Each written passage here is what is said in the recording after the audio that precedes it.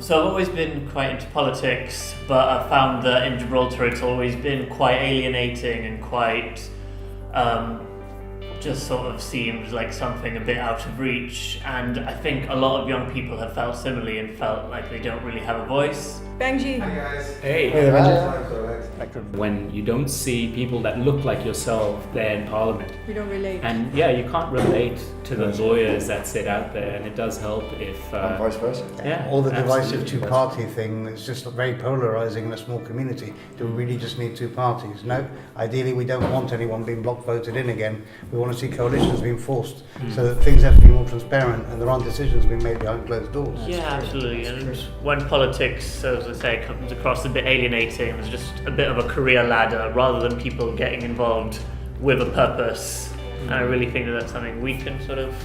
Yeah, and I think like in a small place like Gibraltar, it's all the more important to have real representation from our parliamentarians so that people can relate, because in Gibraltar nobody's anonymous. Everybody is a face and a person.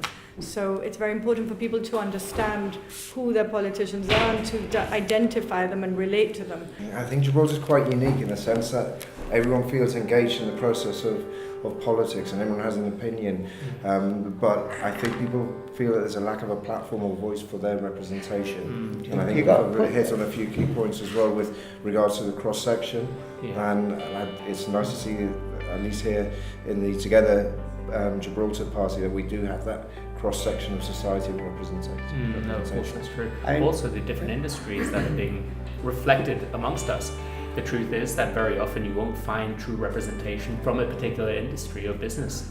And it is important that we have people over there who know this stuff inside out, going through and then serving as those stakeholders who will be responsible for setting policies further down the line. I was talking to somebody, a homemaker recently, and she was saying, oh, I've got no, there's no way I could become a politician. I'm saying, no, actually, you'd be ideal because you understand exactly the issues that affect you and you're representative of a lot of people. Yes. So at the end of the day, having people like you in Parliament is very important. Why? Because we've got groups that are representative of our community, and at the moment, I don't feel it is. Politics is becoming very elitist and, as I said earlier, very polarised. But ultimately, I think people are afraid and think that, politics isn't something that's accessible to the common person. And the reality is, it is.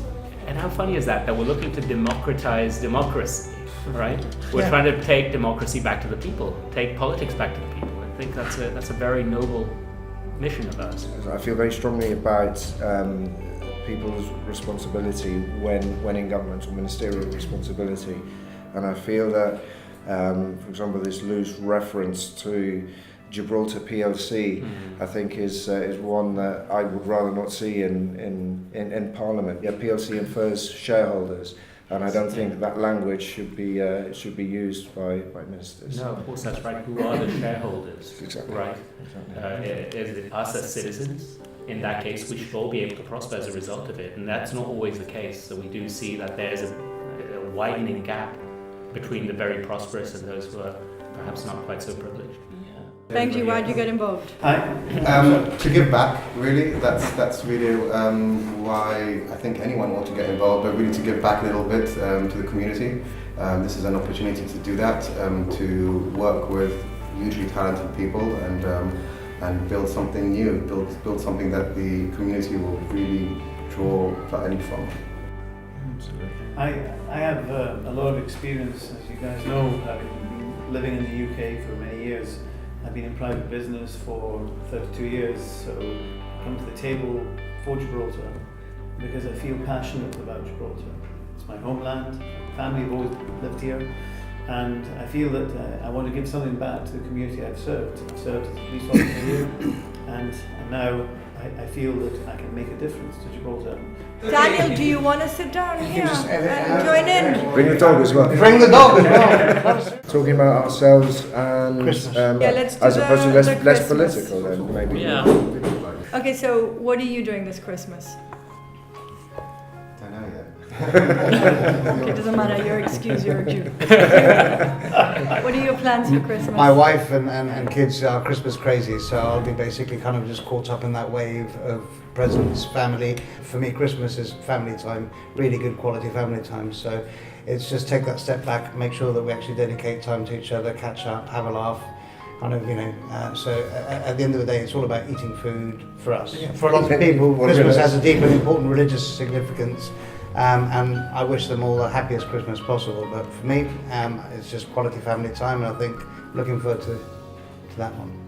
Daniel, what are you going to be doing over Christmas? I'll be chasing around my kids as well, and eating out, going to each family member's house, and everyone puts on a dinner or lunch at some point. Yeah. So you end up going to eat the same food every day. Pretty much. And then you enjoy your life for a while because you eat so much. And then you start the new year with a bigger belly. That's the way to do it. What about you? What are you doing for Christmas? I think quite similar, so it's quite nice. A lot of the family that we don't see too often, we make sure to do the rounds and go visit everyone, especially the older members of the family who we don't see often enough. And you can really see sort of the joy in their face to have all the family round.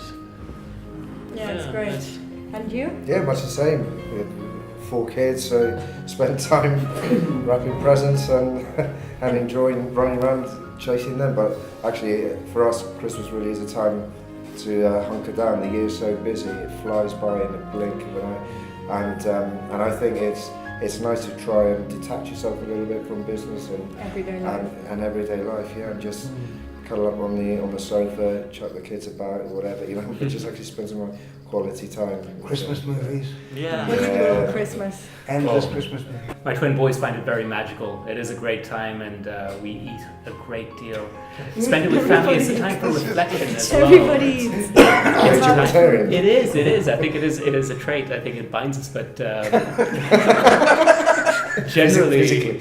I find it a time for reflection as well, and I find it a time to be appreciative of what we have, That's a very important point. absolutely, it is magical even at my age. I still enjoy watching Christmas movies, spending it on the sofa, eating a great deal, and spending it with family. Because I think that's what it really is about. But you touched on something really fair, which is at the end of the day, there are those who don't get to celebrate family time and don't really have all that magic because at the end of the day they're experiencing deprivation, hardship, family members are being affected by disease, etc.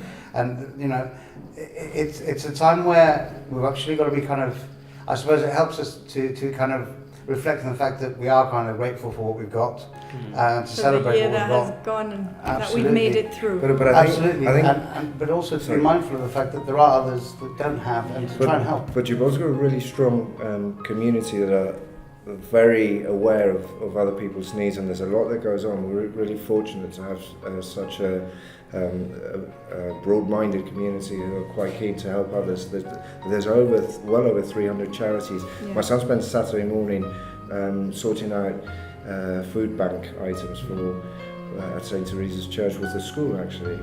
There's loads of people who are collecting clothes and not just food but other items and presents that they wrap up and give to the poor, particularly in Spain, in La Niña. Yeah. There's a lot of help there, and so it's nice, and it's great that you mentioned that, but I think it reflects what people locally do. They do think about other people too, who are less fortunate.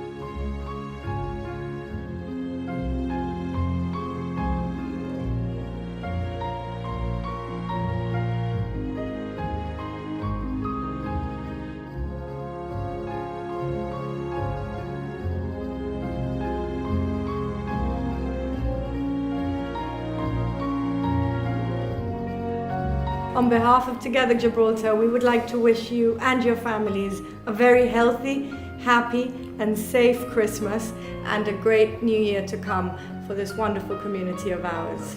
Okay, so let's say Merry Christmas together and blank really cheesy. Yeah. Okay, come on. Merry Christmas and you can laugh your heads off, Ale? No. Yeah, yeah. Okay, Well, ready, he has to give steady? us the lead, doesn't he? Yeah. Are you You're rolling? gonna count down. Merry Merry Christmas!